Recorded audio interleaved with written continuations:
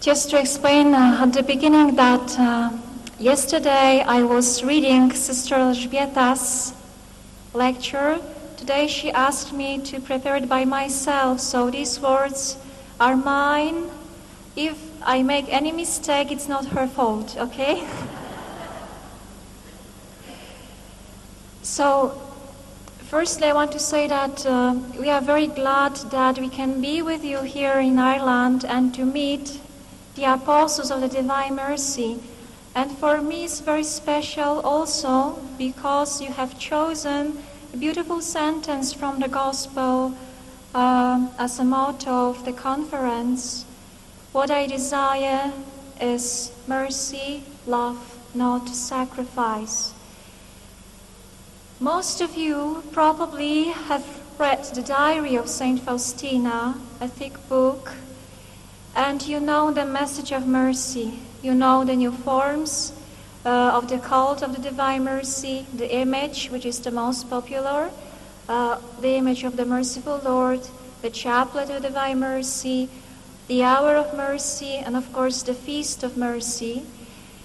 But in my reflection, I wanted to go more deeply into the essence of this message, especially comparing the message of mercy with that sentence from the Gospel you have chosen for today. It won't be as long as yesterday, but I have some pieces of paper to help myself. So, you remember that in the Old Testament, God sent prophets to remind his people about his gracious love. In our times, of course, before us it was Jesus who came in the name of the Father to show us in his life, especially in his death and resurrection, the summit, the peak of God's merciful love in the Paschal mystery.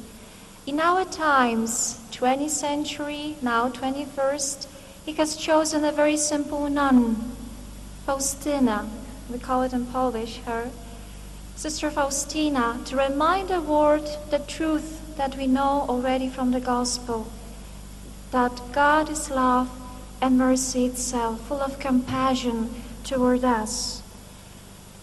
And no wonder why the mission of mercy starts with the apparition of the merciful Lord. He himself comes to Faustina. At the back of me you have the image which you know very well, the image that was revealed, painted according to the first vision that took place at Płock, 1931, on 22nd February. Soon we will be celebrating the anniversary of that very first apparition. It portrays the risen Christ who comes to the apostles in the upper room, says, "Peace be with you." But at the same time, you can see at Jesus' hands and feet wounds, the marks of his passion, crucifixion. So that two events from the Gospel, Good Friday, resurrection, are put together, closely bonded in that image of the Divine Mercy. And that Jesus is coming to you today and telling you, what I want is mercy, not sacrifice. In the message of mercy, when you open the diary, Jesus invites us firstly to come to know that mystery of God. And you know, he speaks nothing different but the same what you can find in the Bible. In the Bible, when you look into the mercy of God, means very faithful, gracious love of God. Faithful despite man sometimes go astray. So that this is like, it highlights the fidelity, the fatherly love of God. And when you open the diary, this is a beautiful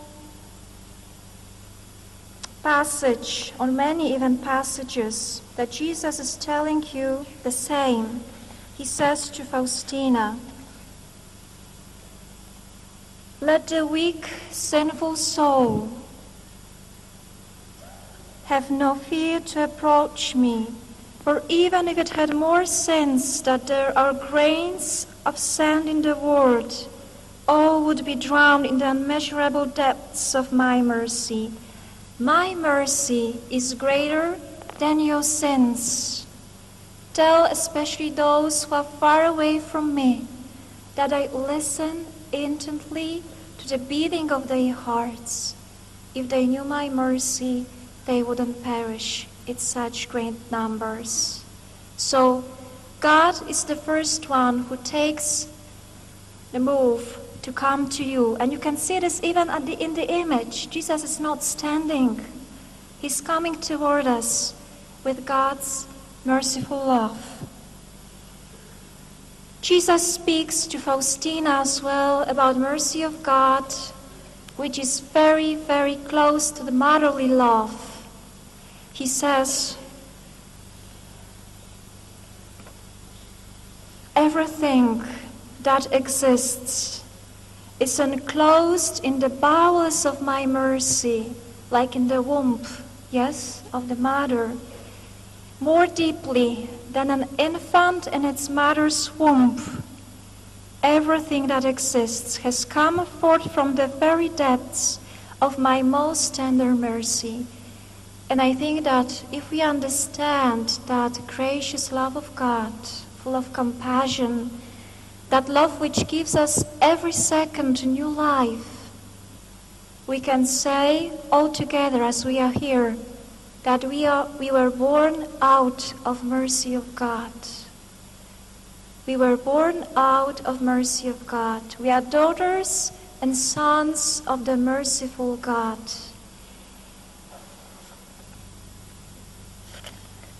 Altogether, in 82 revelations, while speaking of mercy, Jesus speaks of manifestation of God's salvific love, grace, fidelity toward man, and he uses very simple images. He's telling us that he's an ocean of mercy, that the flames of love are burning him. So God's love must be like a fire. You cannot stop it. And it's true what we read in the Bible, that nothing can separate us from the love of God. Nothing.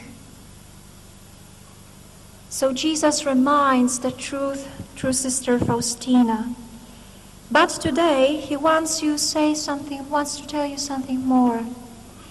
I have one question for you. If you can answer in your hearts. What does it mean for Jesus to venerate this image that he gave you, or gave us? What does it mean to venerate this image? Because he said that he really wants this image be venerated. Not only in a liturgical way. You've seen Father in the morning, he was blessing the image with the incense as well. But it's not everything. There's something more that God expects from you and from me if we feel a call to be apostles of his mercy. What does it mean to venerate this image? Jesus helps us.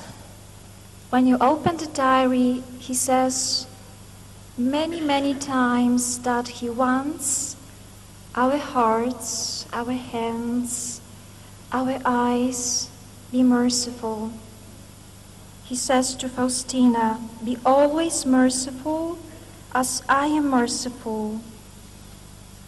So, to venerate this image that you maybe have in your homes, in your churches, it does not only mean to pray before the image with trust, but firstly it means to exert ourselves, to make room for him, the living one, in your heart, in your body, in your person, and in faith carry Christ in fragile, very often, clay vessels of our bodies, so that He one day could tell you, your hands are mine, your eyes are mine.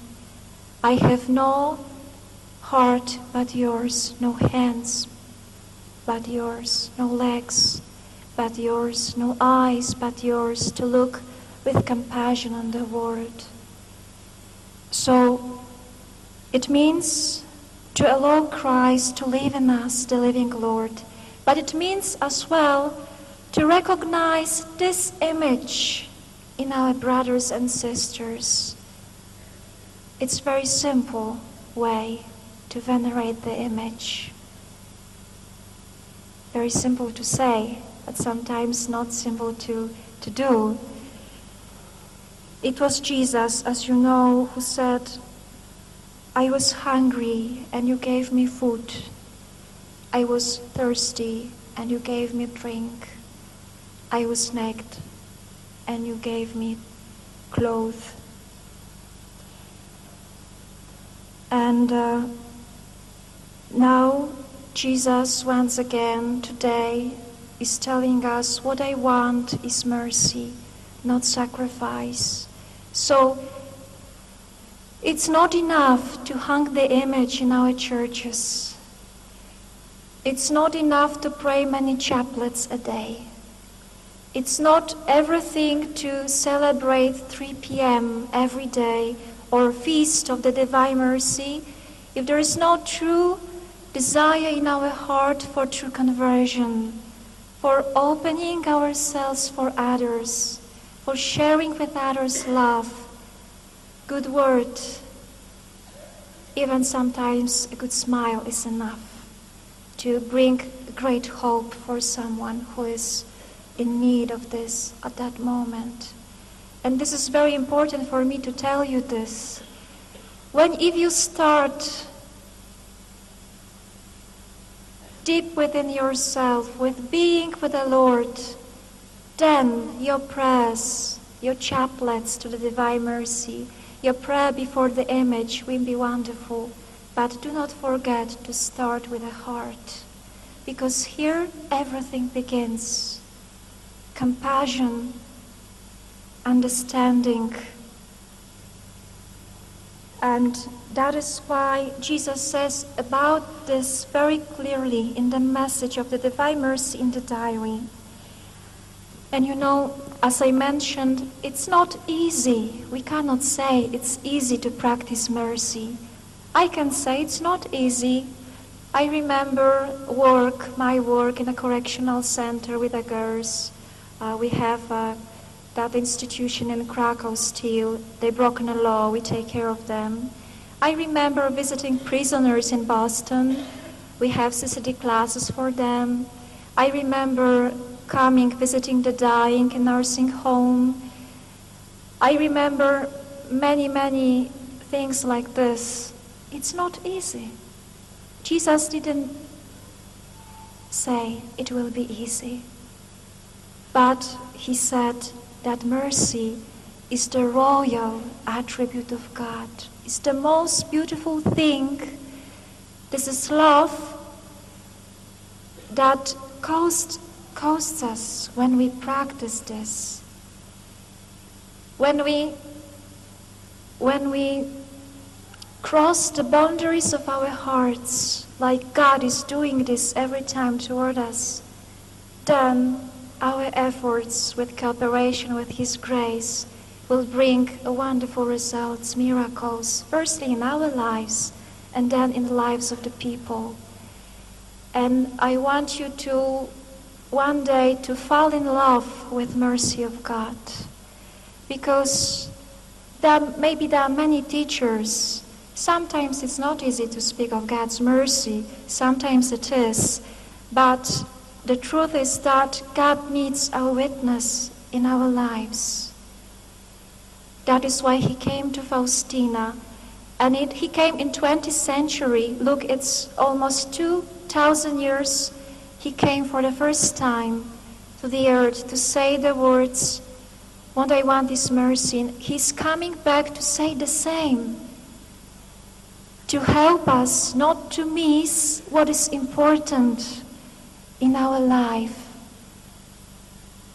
what is important in our prayer, in our being with each other, just love. And I want you to remember these words I'm going to read at the moment, because actually God desires sacrifices, and it says about it in the diary of Faustina. I don't know if you've ever had any chance to read this, but Jesus desires sacrifice. And I am reading now. This is from the diary. I desire, Jesus says, that you be entirely transformed into love, and that you burn ardently as a pure victim of love. I need sacrifice, lovingly accomplished, because that alone has meaning for me, mercy in spirit. I want to see you as a sacrifice of love. How strong words. I want to see you as a sacrifice of living love. But do not be afraid. My grace will be with you. This sacrifice of love, Jesus says, is to be in the most secret depths of our being, of our hearts, where the human eye has never penetrated. According to Jesus, the sacrifice must look like this: silent, hidden, permeated with love. And Sister Faustina one day confesses, I will burn and be consumed unseen in the holy flames of the love of God. I would like you to take this fire of God's love into your hearts. This is only the one thing what we need. If you have God, you have everything. He will teach you, He will show you the way. Sometimes words are not important. Take this fire of love and bring this fire of God's mercy toward everyone He's sending you toward, because there are many, many people that they need just your human touch, just good word, the living presence of God in you. And just close to the ending, because I think we don't have time. This is what is the most important for me, to live it for you. Love, and only those who love, they will understand these words. What I want is mercy, not sacrifice. Because love is stronger than death. Love fears nothing. In suffering, love becomes crystallized. Pure love is capable of great deeds, and it is not broken by difficulty or adversity. It knows that only one thing is needed to please God, to do even the smallest things in our lives out of great love toward God. And in conclusion, I just want to say that Jesus showed us the measure of love. He gave His life down for us. And if someone understands the message of mercy that Jesus is giving us through Faustina, he says this is exactly the same. Jesus is calling you to give your lives day by day for others. That's the essence. The love is the essence, not just recitation of a prayers, but if it is in you that strong, deep conviction that you want to be transformed through love, then I know that your prayers, your chaplets, your meeting with others will bring wonderful fruits of divine mercy. That is what I wanted to say today, to leave you with that message. Of course, to trust in God, which is the other thing as the essence of the message of mercy. Also, you must also be ready for that sacrifice of love if you want to really trust in God, because sometimes He leads you through the darkness, really. But the love is a heart of that message, merciful love for others. And that message of mercy is exactly the same. You could say that this sentence, I don't know when it's written. Not okay. I want mercy. I want mercy, not sacrifice. In that one sentence, all the message of mercy fits exactly. So God bless you on that way, being the apostles of the divine mercy.